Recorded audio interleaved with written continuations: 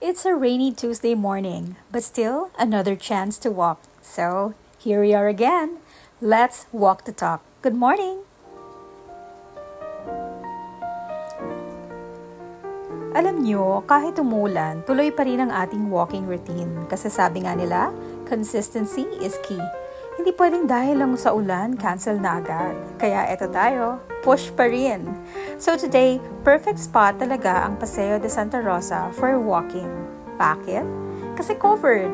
Kahit umulan, hindi ka mababasa. So, excuse no more.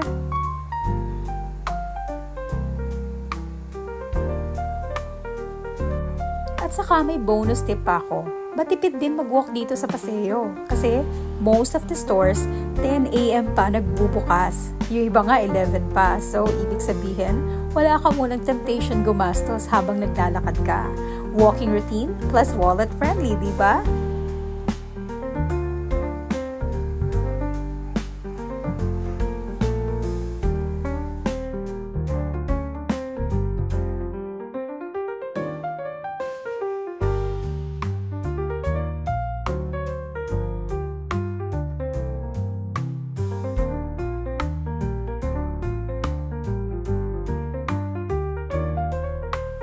Pero kahit mall ito, you'll still get a glimpse of greenery around the area. Ang sarap sa mata, nakaka-relax, at perfect reminder na walking isn't just for fitness, pero para rin sa peace of mind.